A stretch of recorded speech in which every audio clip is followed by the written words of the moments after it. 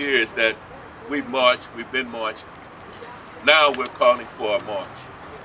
And this march is the march to the poll on election day. We've got to let Pharaoh know that he can't come down into this city and dictate to our people and decide who he wants to be over our people and our city. We have a right, we have fought for this right, and we will continue to fight this right. These thieves that have come here trying to upset us, they talk about us having the machine. They've got the machine. The machine is on their side. God is on ours. So I call for all of our people in the city of East St. Louis that want to right this injustice to march on election day. March to the polls. Cast your write-in vote for Alvin Clark and the Democratic team. Thank you.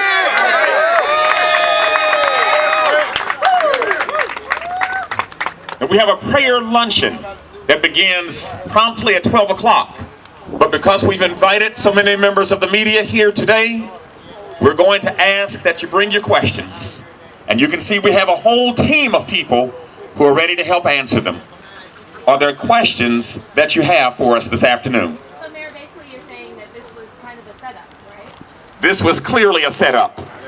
There were individuals, and we have it from a very reliable source that I've got to leave nameless, that there were individuals who truly encouraged the Illinois Supreme Court to not only get this case taken up, but to do everything they could to severely hamper the election possibilities of Alvin Parks. When you talk about the disenfranchisement of a whole group of people who have already voted and say that your votes don't count, that was an intentional disenfranchisement. That's called taxation without representation.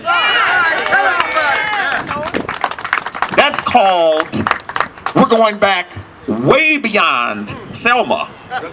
We're going back to the days that they didn't even want black folks to read and write. And they had poll taxes to stop blacks from writing and being able to vote. These are the kinds of things, these are the kinds of tactics that have been attempted against this community. And that is totally unacceptable. The people of East St. Louis and the people of surrounding communities have come and said very clearly, Mayor, that's outlandish. How are they going to tell you that a group of people who voted cannot have their votes counted? This is what they attempted. The good news is that the Illinois State Board of Elections, coupled with the East St. Louis Board of Elections, has found a way to at least go at righting the wrong. Now I have to say, this is only part of the way, because really and truly, you're still saying that those people who voted before, and I was one of those early voters, my mother, there's several others who were here who voted early for Alvin Parks. You're still saying to them that their vote doesn't count. You're still saying that. But now we have a way for those individuals to have their votes counted.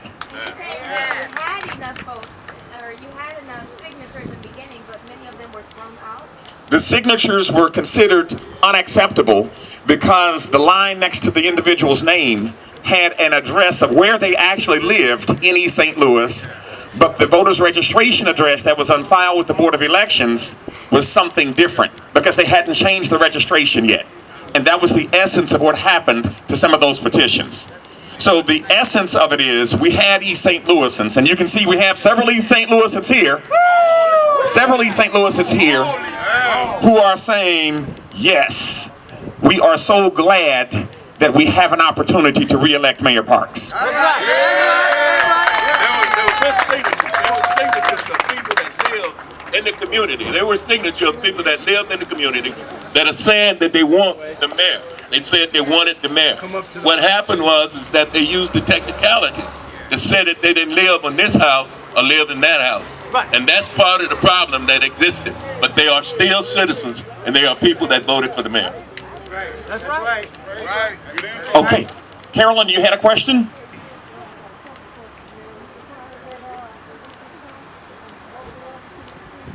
I'm surprised that it really went beyond the St. Clair County Court.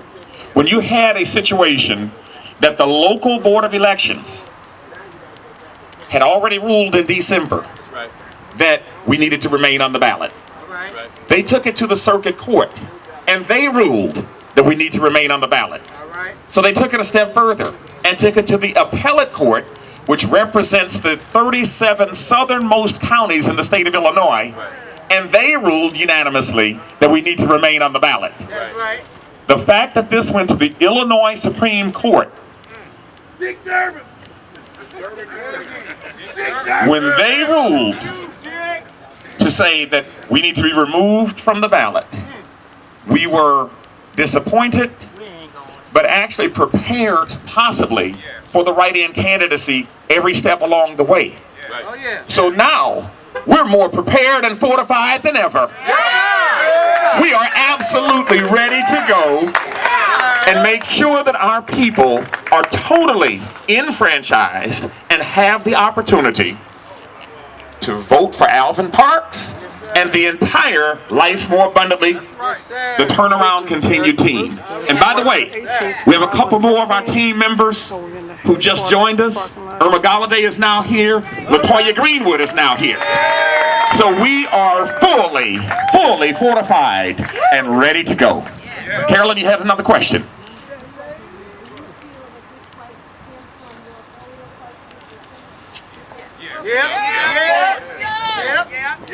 I will simply say, say it like it is, Alvin.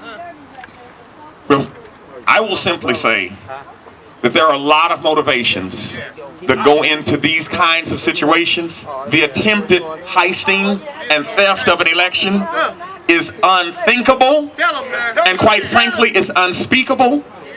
We don't know who all the actors were who were behind this attempted theft, but the good news is it won't work. The good news is we have individuals who are absolutely charged and ready to go.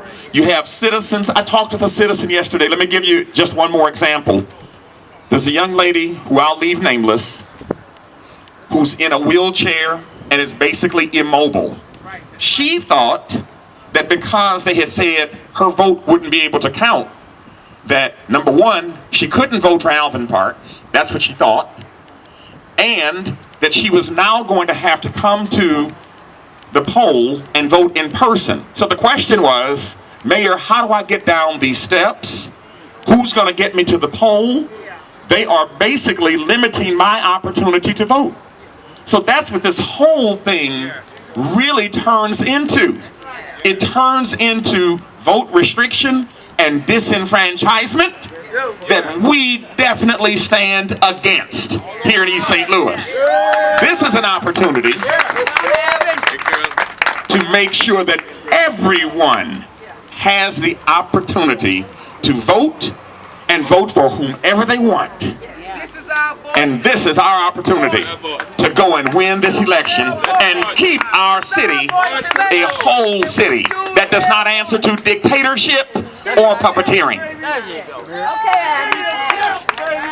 Let's march to vote. Did you officially complete your write-in registration this morning? I certainly have. I've submitted it to the Board of Elections. I have declared that I am a write-in candidate on the April 7th ballot.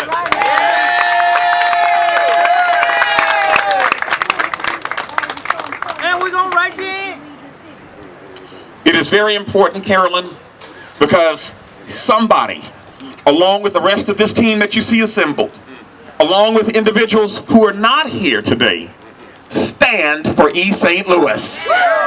It is very important that we continue to stand for quality, affordable housing to be built in this community, such as the Jazz and Walter Circle development that we helped to develop, such as standing for the quality health and safety that we have kept in place in this community. When you think about our police department, our fire department, public works, we have not had any major layoffs, and that's through the recession, that's through tough economic times.